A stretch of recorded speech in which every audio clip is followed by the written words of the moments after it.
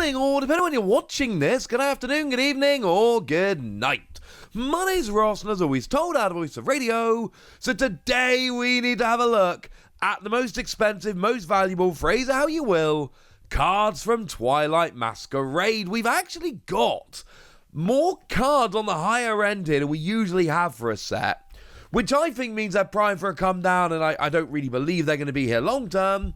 But as I record, this is where we are. Now, by the time you watch it, maybe things have changed a little bit. But as I record this, there are a bunch of cards which are frankly more expensive than I think they should be. But they're here, and that's what we're talking about. So starting off at number 10, we do have a nice neat top 10. We've got Wellspring Mask Ogerpon coming in at about $30. Obviously here, we are talking about the special illustration rare. And this is, firstly, it's one of the Ogerpon, right? They're cool cards, they're beautiful cards. They're not my favourite personally, but I know a lot of people do like them, and that's lovely.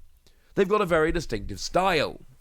But because Torrential Pump does 100 damage, and you can shuffle free energy into the 120s at a bench, it just fits so nicely and neatly into decks like Baxcalibur, for instance, that it's going to see a bunch of play. And when you get these beautiful special illustration rares that see a bunch of play, well, that's basically your answer. Being beautiful helps, seeing a bunch of play helps, add it all together, you make the list. In at number 9, we got the special illustration rare of Lana's Aid, coming in again at about $30, but as always, where I put them at the same price, I've had a look at a few sites, TCG Player and eBay and a few other places, and I've got a good approximate value, so even though they both round out to about $30, generally speaking, Lana's Aid comes in a little bit higher. And this is largely a popularity contest. Lana's Aid, cool card. Lets you get free in combination of Pokemon that don't have a rule box and basic energy from your discard pile to your hand. It's a cool card, no argument there, but it is not as playable as a lot of the cards on this list. What we really see here is, it's a Lana card, and it's beautiful, and people want to pop it up on the list.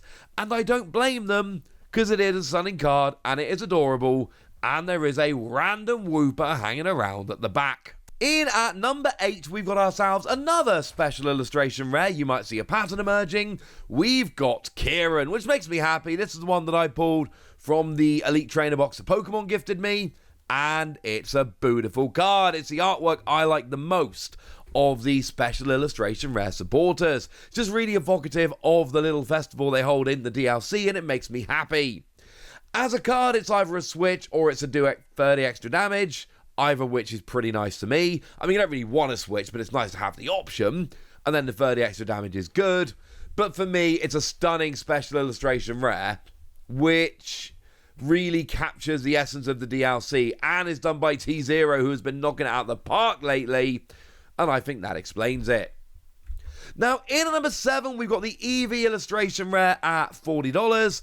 And this is just, we do this lately. Once a set, every set will pick one random illustration rare that shouldn't be that expensive, and then just absolutely push the price of this up.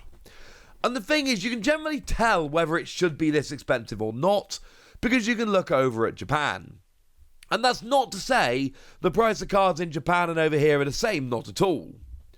But you can look at the equivalency in Japan and see where we are. Is the Eevee a sought-after illustration rare in Japan? Yeah, absolutely. But over in Japan, is it ahead of stuff like Lana's Aid? No, not even close. Yes, this should be the number 1 illustration rare in the set, no question. Yes, this should be ahead of a bunch of generic full art cards. No question. It should be roughly in line with Reset Stamp, if anyone's wondering. But should it be up at number 7? No. No. Not even a little bit. In terms of raw value, which isn't the best way to look at it, but just as a nice little example, the raw value is 1,500 yen, which is just under $10.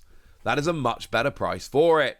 But that's where it is for now, and I'm telling you what the deal is right now. In at number 6, we've got the gold Buddy Puffin, and this makes perfect sense, honestly. Now, $45 is a lot of money for the gold card, and frankly, these gold cards do not hold their value that well. I do not expect it to end up this high in the end. But when we look at Buddy Buddy Puffin, what other version do we have? Now, there is a League promo version, which is absolutely stunning. Okay, it's a regular version, but it's got a cool holo pattern, and I love it. But then I was gifted a playset at EUIC, so maybe I'm just a little bit biased. Either way, they're your two options, all right? And a lot of people are choosing the gold, and it's a staple in basically, well, a lot of decks, and that's why we see it coming up so high. In at number 5, we've got the Teal Mask Ogerpon Special Illustration Rare, also at $45, but generally trending just a little bit above the Buddy Buddy Puffin gold card. And, yeah, remember what I said about the Wellspring Mask Ogerpon a minute ago? That, but with a way more playable card. Now, I showed you a quad deck of this the other day. I love that quad deck. It amuses me greatly. So much fun to play. I don't think it's got a great matchup spread. I don't think it's actually good to take to a tournament unless you get a bit lucky. But I do think it's a very fast, aggressive deck that's got some good matchups and will cheat some bad matchups just because of your consistency, as long as you don't mulligan and give them like 20 extra cards. But then it also fits perfectly into Raging Bolt decks, which we're seeing happen more and more over in Japan at the moment, and basically that's where we are. It is a very good card, and over the last few weeks since the Mask of Change came out in Japan, we've really seen the Ogerpon settle out and, decide which are the best. And it really is Teal Mask Ogerpon by a rather gigantic margin. In at number 4, we got the special illustration rare of Bloodmoon Ursaluna, which is another one of these that makes me a little bit sad, because I didn't pull this card yet, and I want this card, frankly. It's a stunning card. I love that it's got a random Munchlax on there. There is no need for a random Munchlax on this card. But I am so over the moon delighted that it's there, frankly. And the card, of course, is nuts good. It is a phenomenal card, which hits like 240 damage, and it's technically for 5 energy, but it comes down by 1 for each prize card your opponent's taken, and it's a basic Pokemon. So, yeah, this builds up very, very, very quickly. This turns into a very, very, very good attacker very quickly in the game. It's going to detect into a bunch of different decks, and it's got beautiful artwork. You add that all up, and yeah, that's why it comes in on the list at number 4 at $60. And with it being $60, you'll notice there's been a fairly decent jump between 5 and 6 and 4. It's gone up by about a third. Now, in at number 3, we got Perrin, another decent jump here, a $20 jump. It is an $80 card. And here's the thing, right? Perrin, yeah, frankly, phenomenal card in terms of artwork. And obviously, as I've shown you multiple times now, it's done by a Ghidorah here, and it does make one piece of art along with the Hisuian Growlithe. They match up perfectly. But the Growlithe isn't that high. I mean, the Growlithe is fine, but it's nowhere near this list. Like, Growlithe doesn't get near the top 10 list, not even remotely close. Eevee does, Growlithe doesn't. It's the 3rd highest illustration rare. If anybody's wondering, Tatsugiri is number 2. So, is it really just the artwork here? I mean, Perrin as a card is fine. Swaps 2 Pokemon in your hand for 2 Pokemon in your deck, but it's not exactly seeing a ridiculous amount of play in Japan, for instance. This is a decent card with very nice artwork, and apparently that's enough. Now, in at number 2, we've got Carmine at $100, and no. Like, don't get me wrong, it's at $100 right now, but there's no way this sticks at $100. This is artwork that, like a lot of people, I really like it, except for the egg. The egg looks too realistic compared to the rest of the card. Maybe the food as a whole, but it really is the egg that does it for me. Something about this egg is weird. Other than that, very nice card. And it's a playable card. Discard your hand, draw 5. It's a rubbish professor's research. but you can use it turn 1 going first, which makes it a decent card which sees a bunch of play. It's good for those early turns, which is lovely. But is it really $100 worth? The answer is no. But you got stunning artwork. There was a poll recently in a Japanese magazine that showed actually Carmine's very popular. And that all adds up, frankly. That all adds up. And in at number 1, and this surprises me a little bit, it's Greninja EX. To put this into context, oh, by the way, right now Greninja's $120, which is dumb. It's way too high. That's absolutely ridiculous. I'm not taking that seriously, but that's apparently what it is, though I disagree quite strongly. But what we've got here is a card where, I mean, put it this way, right? Over in Japan, Twilight Masquerade was actually 2 sets. We had Crimson Haze, which was a mini set, and Mask of Change, which was a main set. Greninja was in Crimson Haze, the mini set, wasn't even the most expensive card in Crimson Haze. Perrin was the most expensive card in Crimson Haze. How this is the most expensive card in this set makes no sense, don't get it, really not buying it. If we put this together over in Japan with Mask of Change, and if we mash the 2 sets together, this probably should be number 3 behind Carmine and Perrin. That is understandable.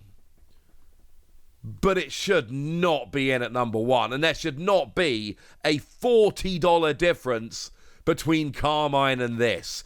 Don't know what's going on with this. It's way too high right now. And don't get me wrong, there's a lovely splash of colour. I know a lot of people like the artwork. And it's a decent enough card. Single energy, 170, search for any card. But then, by the same token, it's not doing that well in Japan. Now, it is seeing play and it is a viable deck. In what is going to be our North American Internationals format with Twilight Masquerade legal, this is a decent viable card, let's be clear. But it is not at the level of some of the other cards in this set. And the price is not this high in Japan. So it seems weird to talk about the number 1 card in the set and spend most of my time saying it's way too high, but I'm sorry, it's way too high. If you want the explanation, it's still a playable card, it's seeing play, it's seeing success, and it is clearly a stunning card. Plus, Greninja is a very popular Pokemon, heavily focused on in the anime, for instance. But $120 for this? That is where we are right now, but it just seems wrong.